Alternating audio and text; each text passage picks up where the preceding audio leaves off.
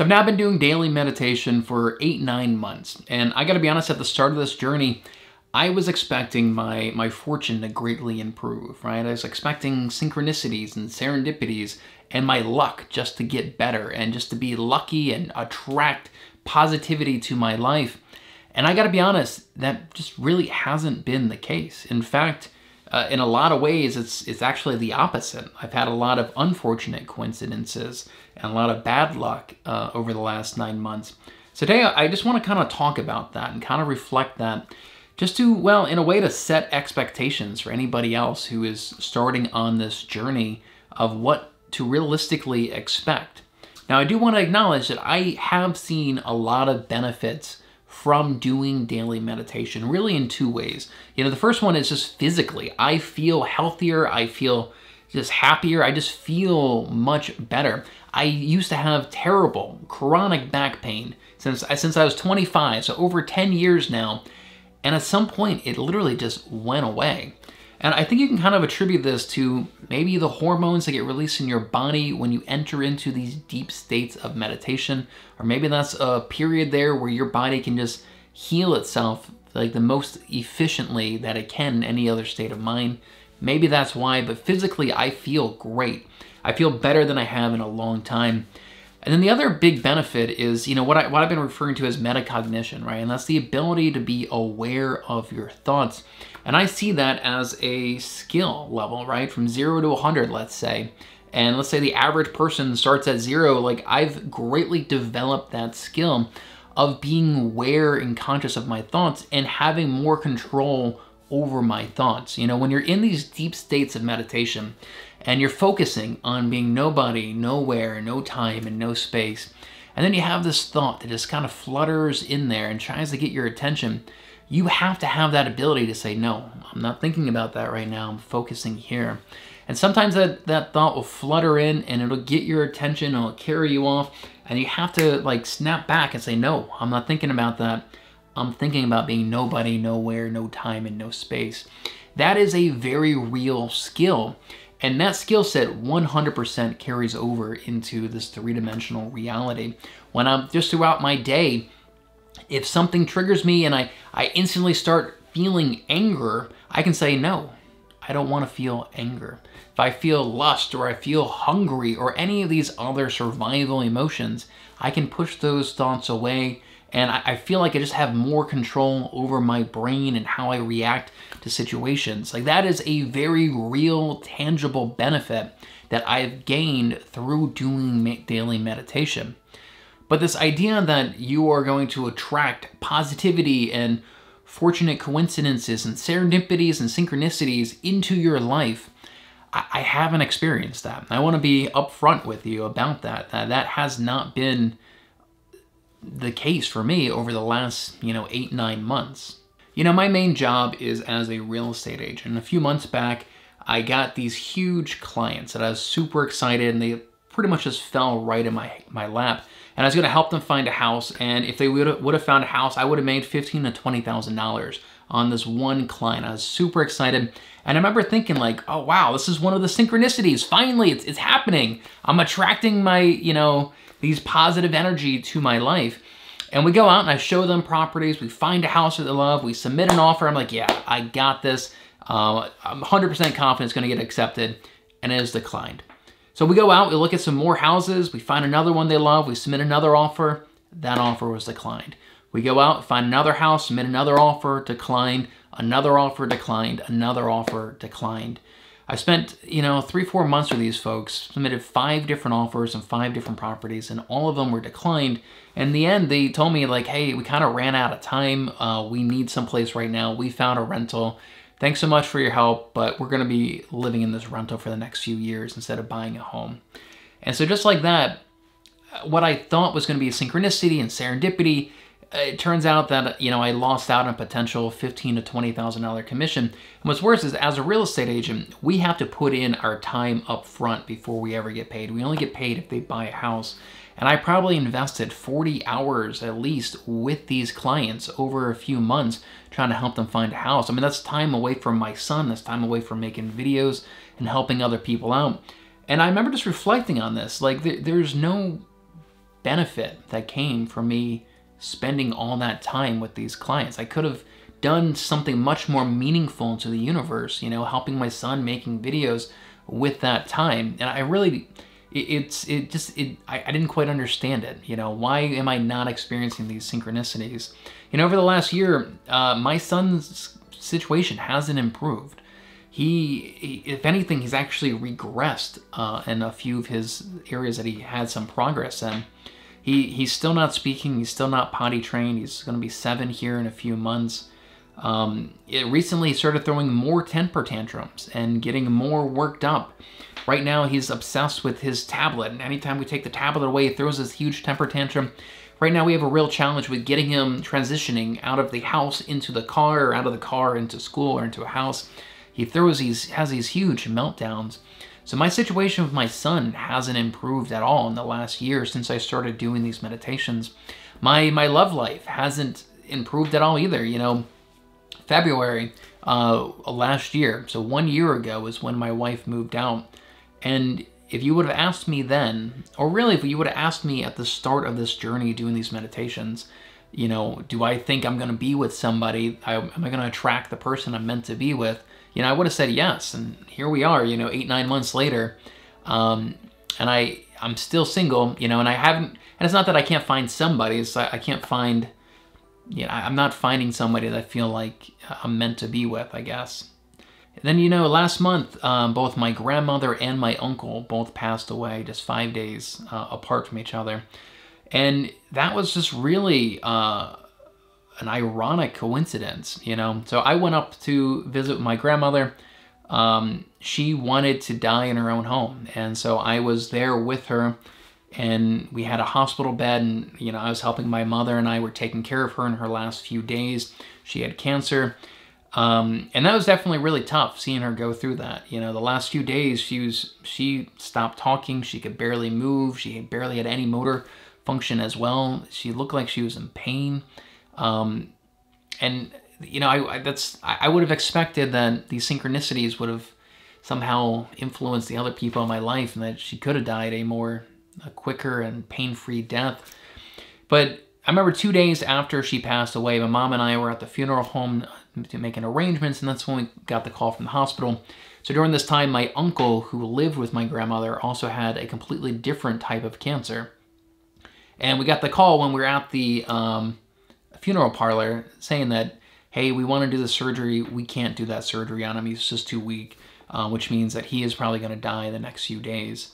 And so we had to scramble and make arrangements and get hospice and get a hospital bed in that house and get him out of the hospital and into the house again so that he could die in that house as well. That was his wish. He didn't want to die alone in a hospital. And so then we had to go through that again. And again, you know, his last few days, he wasn't speaking, and he was in pain and on pain medicine.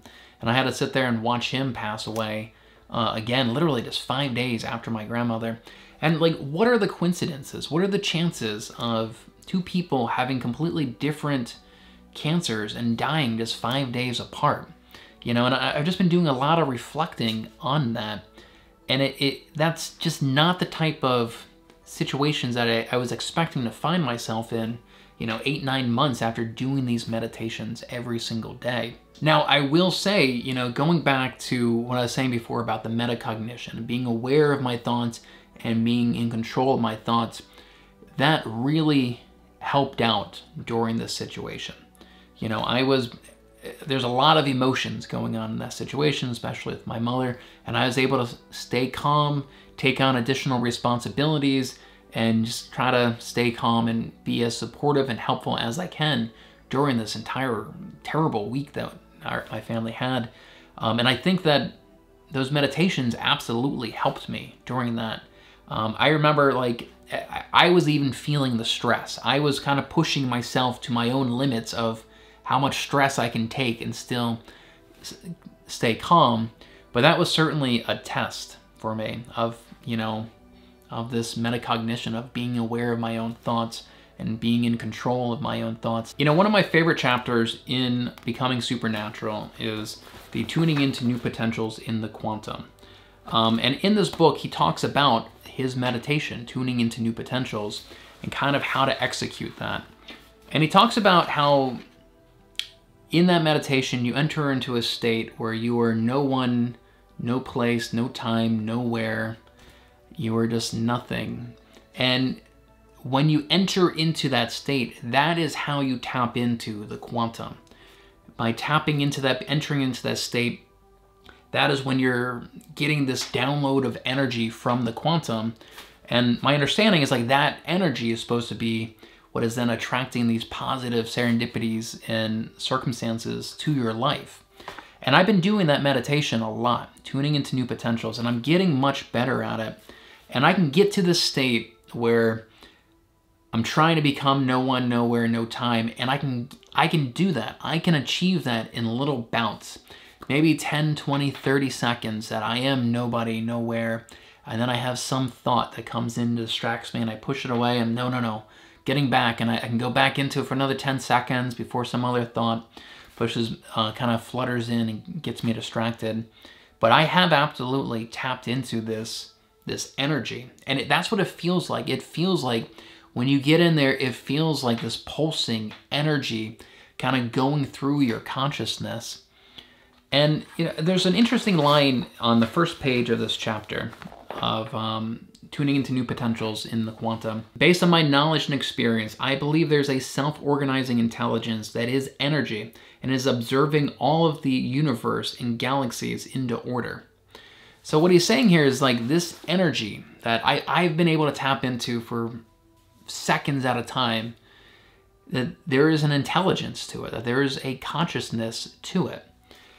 And if you were to ask me, does it feel like there's an intelligence to that energy?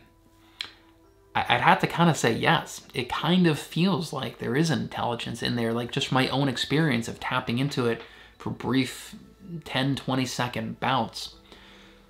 And so when you look at it from that perspective, and I go back and I reevaluate all these challenges that I still have in my life, you know, it makes you wonder, you know, are they there on purpose?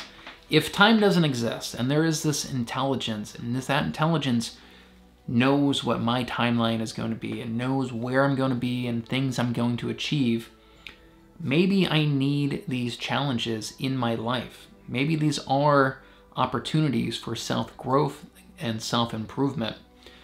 Maybe if after 3 months of doing these meditations, if my life would have suddenly gotten better and everything was hunky-dory, maybe I wouldn't have been as determined to continue down this path and continue down this rabbit hole, continue making these videos. You know, maybe I needed these challenges in my life. And I'll definitely say this past week, last month, dealing with my grandmother and my uncle passing away and helping both of them pass away in the house with them and watching them take their last few breaths. I mean, that's definitely, you know, an experience there that has real, like, impact. That's stuff that, you know, you remember for the rest of your life. And maybe that's good. Maybe that is the kind of challenges that I want. Maybe I need that in my life. You know, one thing that I always thought was very ironic, and again, I wasn't expecting, was the person who actually got me started on this Dr. Joe path, right? She recommended this book to me one time. Just in a Facebook message, recommended me this book. And a few months after that, you know, I had this mental health challenges, and she stopped talking to me. And I haven't talked to her in, you know, months now. And it just makes me wonder, like, is that by design? Is she intended to come in to my life for a few months, get me started on this journey, and then she played a role? Now I need to progress on this journey on my own. You know, not all journeys, you can't have somebody holding your hand. You know, some journeys you need to go on your own. And I feel like that's been me for the last year or so. You know, if I had a crutch, if I had it too easy, I wouldn't be where I am right now. I wouldn't be as determined to go down this path and as determined to go as deep as I can and figure this stuff out. If my son didn't have his disabilities, you know, I certainly wouldn't be here right now. My life would be very different. Yeah, it's hard to imagine. And so again, it just makes you wonder, you know, if that energy that I've absolutely tapped into, and is a very real thing, if there is intelligence in there, you know, maybe my son's disabilities, you know, I was meant, I needed that in my life. You know, maybe my divorce, I needed that in my life. Maybe witnessing my grandmother and uncle passing away in the same week. Maybe I needed that in my life to be where I am. Or maybe it's not even where I am right now. Maybe it's someplace that I'm not going to be for another 20 years. But I need to be right here in order to achieve, you know, whatever it is that I achieve down the road. Maybe it's not even that I achieve something. Maybe that I say something in one of these videos that resonates with somebody else and they go off and achieve something much more significant. Maybe in the end, I'm just a pawn in somebody else's game. You know, maybe I just play a small role and I somehow influence somebody else to much bigger action. Just like this one girl just recommending me this one book has had rippling effects that has led me to right here. Now, I'm being a little selfish here, but I hope that's not the case. You know, I hope that my son having his disabilities, and I hope that my wife divorcing me, you know, my friend getting me started on this journey, and all this bad luck that I've had in the last few months, I hope this accumulates to me healing my son and showing that and documenting that and showing that to the world, which will then have ripple effects further down and have a much bigger impact. You know, maybe that's my ego speaking, maybe it's a little selfish, but I'm hoping that I'm the one that has that much bigger impact, not just that I somehow influence somebody else to then go on and have that much bigger impact. But anyway, I just wanted to give you an update of kind of where I'm at in my own spiritual journey, just some reflections and thoughts that I've had, you know, on this journey that I've been on so far. And I can assure you, like, this is just the beginning of my own journey. That energy inside of there is a very real thing. I've tapped into it. That's not make-believe, that's not fantasy. There's a very real, raw energy that we can tap into. And I've tapped into it for brief moments, you know, 10, 20, 30 seconds at a time. I need to figure out how to get in there and stay in there. You know, that's kind of the next evolution of my own journey. The next stage in my own journey is how to hold that moment, how to tap into that energy, you know, and then hopefully how to harness that energy, you know, into my life, into my son. But that's where I'm at, and I'll keep you guys updated on this journey and where my progress is.